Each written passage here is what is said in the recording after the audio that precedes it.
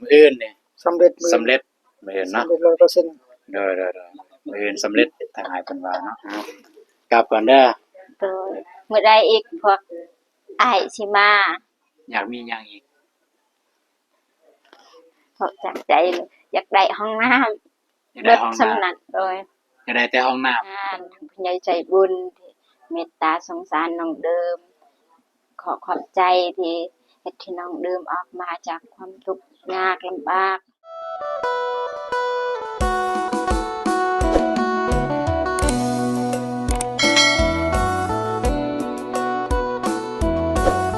เอากราบทักทายสบายดีเด้อ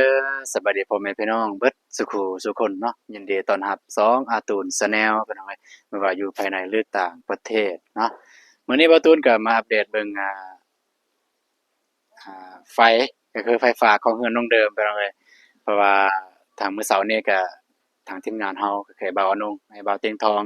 เพิ่นมาก่อนแล้วมานัดทางไอ้สร้างเพิ่นมาเนาะทางบ่าวเจ็บกับบ่าวตูนก็มานำหลังพี่น้องเอ้ยแต่ว่าสิมาอัปเดตเบิ่งว่าเพิ่นเฮ็ดฮอดไสแล้วมื้อนี้นี่แล้วหรือบ่เนาะแต่ว่าตอนนี้เพิ่นยังอยู่พุ่นเลยพี่น้องเดี๋ยวสิไปหาเพิ่นเลยเนาะโอเคไปนี่ก็อยู่บ้านน้องเดิมพี่น้องเนาะ โอ้นี่บ้านน้องเดิมก็อยู่ในเรือนกับเบาเจ็บนั่นแหละไฟก็ต้นไฟก็บ่ได้ไกลไปหน่อยมันอยู่นี่แต่ว่าตอนนี้เนี่ยไอ้สร้างเฮาก็ลงอยู่กองลางเรือนแล้วพุ่นน่ะเนาะเดี๋ยวสิไปทักทายทางทีมงานเลยสบายดีเด้อโอ้ยสบายดีเด้อเลยสบายดีสบายดีเด้อสบายดีพ่อแม่พี่น้องผู้ใหญ่ใจบุญทุกท่านสบายดีสบายดี FC ทั้งไทยทั้งลาวต่างประเทศที่อยู่ในบ้านสบายดีเบิดซุมทุกคนเด้อสบายดียินดีต้อนรับสองไอตูนสบายดีเด้อขอบใจหลายๆเด้อเดี๋ยวอ้ายสิไปหาไอ้สร้างก่อนแล้วจังน่ะสิมาลงกับน้องเด้อโดยเด้อ สบายดีเด้อได้รบกวนทางอ้ายเพิ่นอยากมื้อแล้วเพราะว่ามาแต่เช้าแด่แล้วเนาะสิมื้อแล้วบ่อ้ายครับคนอ๋อเนาะเฮ็ดมื้อนี้เฮ็ดขั้นตอนฮอดไสแล้วมื้อนี้มีแต่เฮ็ดภายในก่อนเฮ็ดภายในเนาะก็คืออยู่ในเรือนน่ะเนาะใส่กระดานใส่ดอกไฟมื้อนี้สิมาใส่ถึงเขากันโดยๆก็คือนี่แหละพี่น้องเอ้ยฝนก็ตกแม่โดยๆมื้อนี้น้องเดิมได้ไต่แล้วมา12:00 นบ่ายโมงมา 12:00 นเนาะแม่นฝนก็ตกมาผู้เดียวบ่แม่นมาผู้เดียวธรรมดาบ่มี2คนนำมาร่วมกันผู้หนึงทั้งในทั้งข้างนอกแล้วเป็นหยังคือมาผู้เดียวซั่นเจ้าข้าวอีกโดยก็บ่ติเนาะถือว่าค่าเวียกจำเป็นก็ต้องได้ไปทางจำเป็นแหน่ทางนี้ก็บ่อยากจำเป็นปานใดก็จำเป็นแต่ว่าก็เฮ็ดผู้เดียวได้อยู่แต่มันสิแม่นจะแล้วหรือจะบ่แล้วอันนี้ก็อีกเรื่องหนึงแม่นแม่นเพราะว่าคนเดียวเด้เนาะอืมแต่ว่ามื้ออื่นนี่สำเร็จมื้ออื่นเนาะสำเร็จ100%เด้อๆๆมื้ออื่นสำเร็จทางอ้ายเพิ่นว่าเนาะอ๋อ ก็คือมันอยากสิซักซ่าพี่น้องเอ้ยเพราะว่าตอนนั้นก็มันมีหยังเกินต้องได้แล่นใบเบอร์แล่นเอกสารเลยมันต้องมีปึ้มสมโนบ่หรือบัตรประจำตัวเพิ่นว่ามันต้องมีตัวนี้ถ้าบ่มีก็คือบ่สามารถลงได้เป็นหยังต้องมีอ้ายครับน้องอยากรู้เลยตามเป็นบทเรียนเลยเพราะว่าเขาระเบียบเขาวางใหม่มาซั่นต้องมีเบอร์โทรเจ้าของเรือนนั้นก่อนแล้วก็มีบัตรอันนั้นสุบสมโนครัวครอบครัวนั้นถึงลงได้อ๋อมันต้องมีสมมุติว่าบ่มีนี่คือบ่ได้เลยเนาะบ่มีก็ยังยืนจากบ้านก็ต้องมีเบอร์โทรครับเบอร์โทรเจ้าของนี่ก็ใส่เบอร์จากคนในบ้านเด้อพอติดต่อทางมันง่ายเสียสำหรับเขาก็ไผครับติดต่อทางโทรศัพท์ทาง LINE ทางแอปเด้เด้อทุก2ทางคือเดี๋ยวนี้คือละเอียดเลยเนาะแม่นๆคือแต่เก่าจะก็ได้แต่เก่านี่บ่ตูนชื่อได้ว่าหยังน้อยๆแต่เขียนหยังอยู่บ้านพูนบ้านทุ่งยาวทุ่งโก้งอันบ่อยากเห็นบ่เห็นแนวนี้บ่มีแนวนี้นะคือเพิ่นเอาไฟมาแล้วลงเลยก็แล้วเด้อแม่นๆเขียนชื่อใส่ข้อมูลบ่ได้ต้องมีสมโนคือมันอันนั้นบัตรประชาชนมีก็ไปยังยืนจากบ้านเด้อ ทำเบอร์โทรผู้เกี่ยวมีก็เป็นเบอร์ในบ้านใส่ประกอบเอกสารขอติดต่อคนสำหรับอภัยมันง่ายเด้ เด้อๆอ่าเนาะก็ถือว่าละเอียดร้อนเพิ่นเฮ็ดก็แบบเกินว่าเข่งเนาะคันบ่เข่งคือแบบมันเกิดปัญหาน้ำลังมันสิยากเนาะ ก็ แนวนั้นน่ะนะอืมให้สิมาเลยบ่เนี่ย จะมัน เออ ครับกด เนาะน้องเดิมก็อยู่นี่อายก็เพิ่นว่าสิมื้อแล้ว บุญถ่ากินข้าวกินน้ำบ่ ได้ขอบใจมื้อนี้สิมากินน้ำ มื้ออื่นว่าสิกินน้ำมื้ออื่น โดย แต่น้ ต้ อ ม งเดิ ไก่ มก็ มื้อ น้องเดิมก็ นี้แล้วมันสำเร็จเลยกินต้มไก่ บ่มีร่างกาย แต่ว่ามื้ออื่นน้องเดิมก็ถ้าซองรถต้องกินพุ่นผักปลูกหลังบ้านนั่นแหละต้ม โดย ลวกให้อายเพิ่นกินมื้ออื่นแล้วจะตายแล้วไฟเนี่ยมื้ออื่น ได้มื้อนี้บ่เสร็จ เรียบร้อยแล้วมื้ออื่นดีใจนำเด้อน้องเดิมเด้อ โดย เออ ใจหลาย เนาะบ่รบกวนอายแล้วอายเพิ่นอยากกลับแล้วขอบใจหลายๆเด้อเด้อ จ้าขอบใจ ๆเดินทางปลอดภัยเด้อ จ้า อยู่ดีมีแฮง ถามน้องเดิมบัดนี้ไปน้องเดิมพาให้ขึ้นไปถึงเฮือนนะไปเบิ่งทางไฟนี่นะแน่ โดย ไปโอ้ขนมโยนแล้วบ่ได้มาเฮือนน้องเดิมไปเนาะนะไปนี่เรียบร้อย โอ้ จักดอกน้องเดิม หืม จักดอก สี 4ดอกบ่ โดย ขอโทษปกตินี่มันมี2ดอกเด้ทั้งไอ้สร้างเพิ่นว่าได้เพราะว่าปกติมี2ดอกแล้วาเพิ่น หนึ่งดอกเพราะว่าน่ะบ่าวเตียงทองว่า เพิ่มเลยน่ะบ่าวให้เงินเติมซื้อดอก อ๋ออยู่เทิงนี่จักดอก อยู่ในเฮือนนี่ 3อยู่กับในอยู่ลมอันหนึงเป็น อยู่ข้างล่างเนาะ 4โดย อ่าแต่ว่าอยู่เฮือนครัวนี่ก็สิแล่นเองแบบนี้ โดย การจะได้ไฟอยู่เฮือนครัวเนาะฟ้าเกือบบ้านน้องเดิมแหมมันเลื่อมตาเด้อน้องเดิมนอนเนี่ยเลื่อมตาแล้วน้องเดิมนี่บ่นอนอืมเบิ่งมาได้บ้างเป็นจังไดไปอยู่ทางวายจักมื้อ 5มื้อ ห้ามื้อ โดย อ่าไปอยู่ทางวายห้ามื้อ โดย ไปเฮ็ดหยังแหน่อยู่พุ่น ไปปลูกกาแฟ ไปปลูกกาแฟ โดย มานั่งลมอยู่นี่ โดย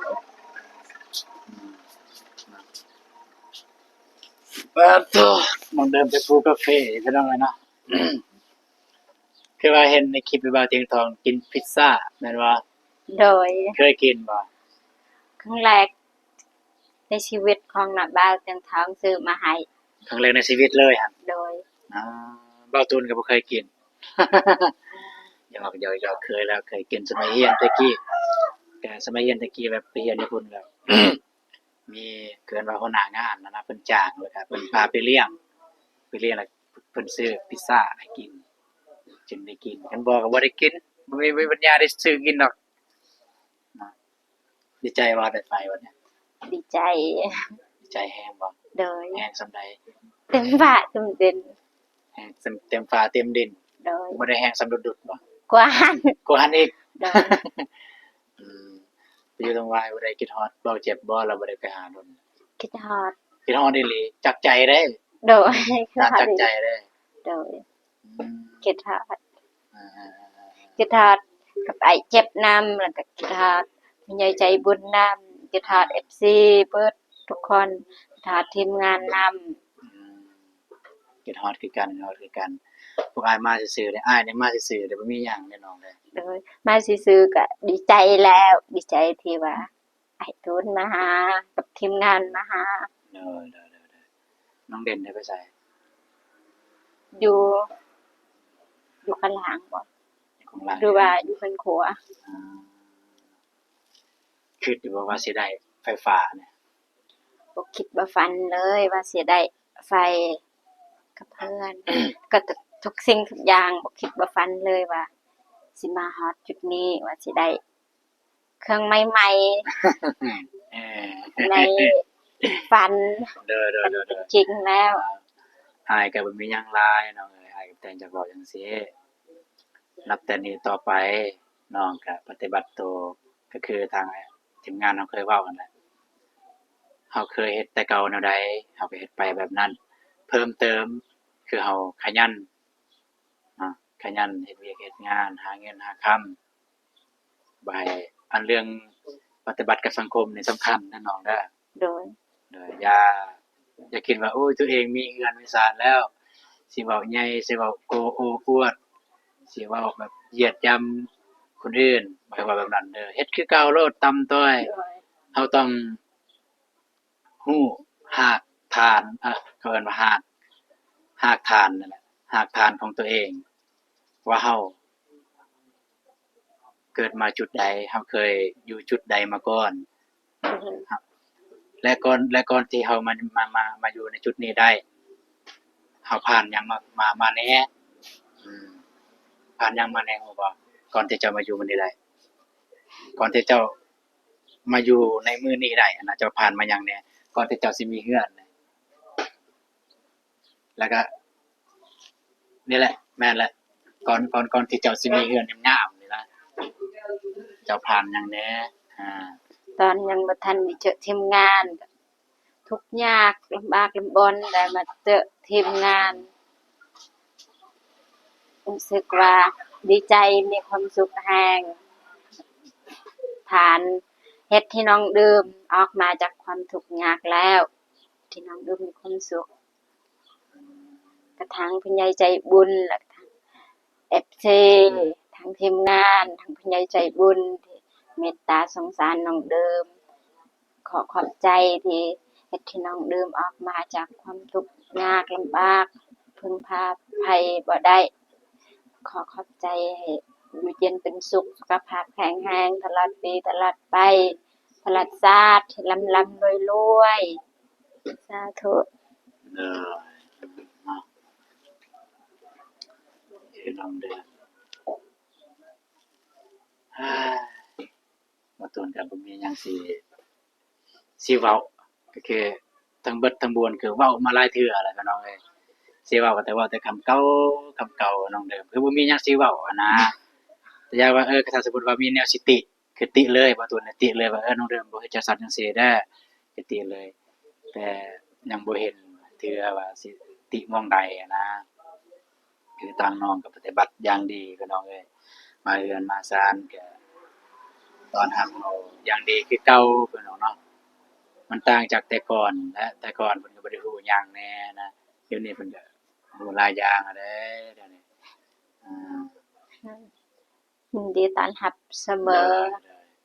ทีมงานไผๆก็ยินดีต้อนรับเสมอยินดีต้อนรับเสมอเบิดทุกคนเลย แล้วที่มาบ้านฮอบนี่ตั้งใจอยากมาบ่หรือว่าย้อนมีอันใด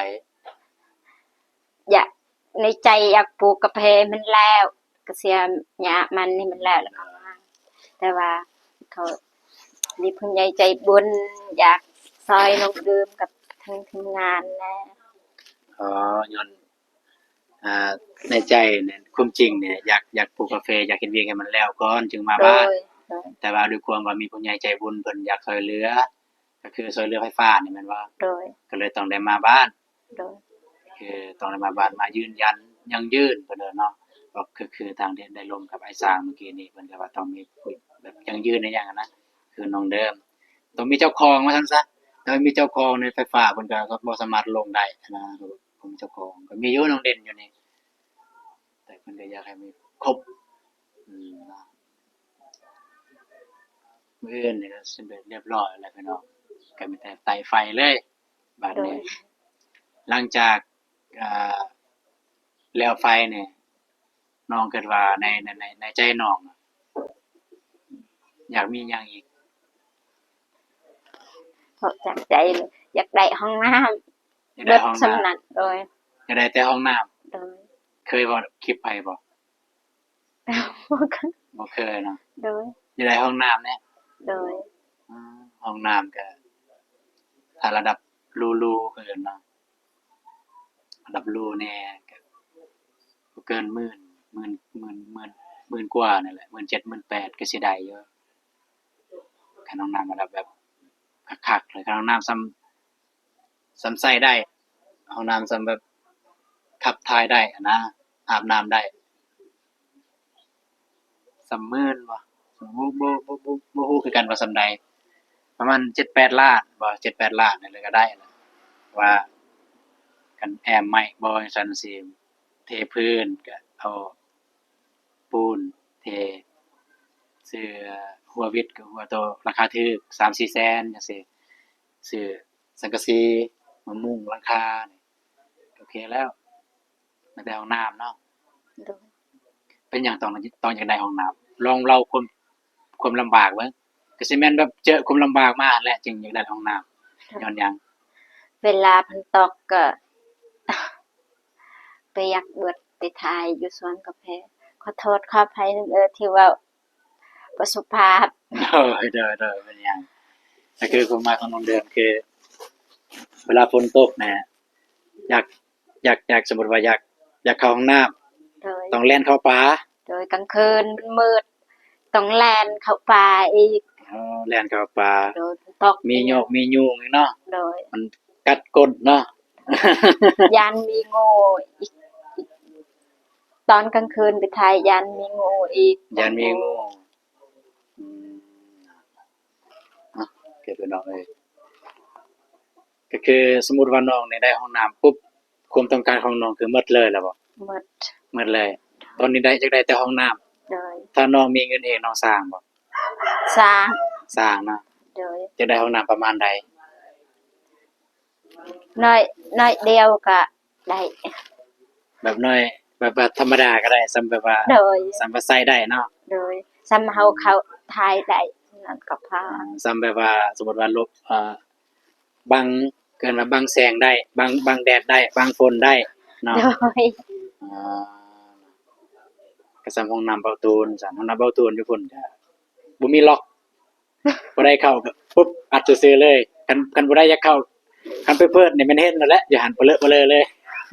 ห้องน้ำเบาตูนแนวนั้นบ่มีล็อกอ่าแต่ว่ามันเพแล้ว มันโดนไปน้องเอ้ยทางห้องน้ำเบาตูนกับห้องน้ำที่ตะกี้ในเบาตูนเนี่ยเป็นบ้านจัดสรรไปน้องเอ้ยก็ถูกจัดสรรก็อพยพมาแต่ผู้ด้อยนั่นแหละเบาตูน อพยพแต่ผู้ด้อยพุ่นแหละ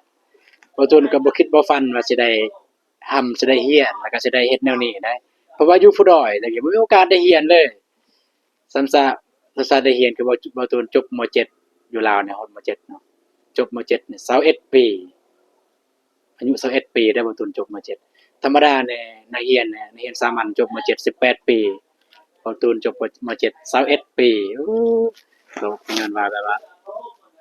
เอาเข้าโรงเรียนซ่าพี่น้องเอ้ยเพราะว่าอยู่นอกอยู่หน้าการศึกษามันบ่ฮอดสำซาจะได้เรียนเราต้องย่างไปเรียนอีกบ้านหนึงอีกพี่น้อยเนาะอันนี้คือความจริงของชีวิตเบาตูนเลยความจริงว่าแตะกี้สำซาจะได้เรียน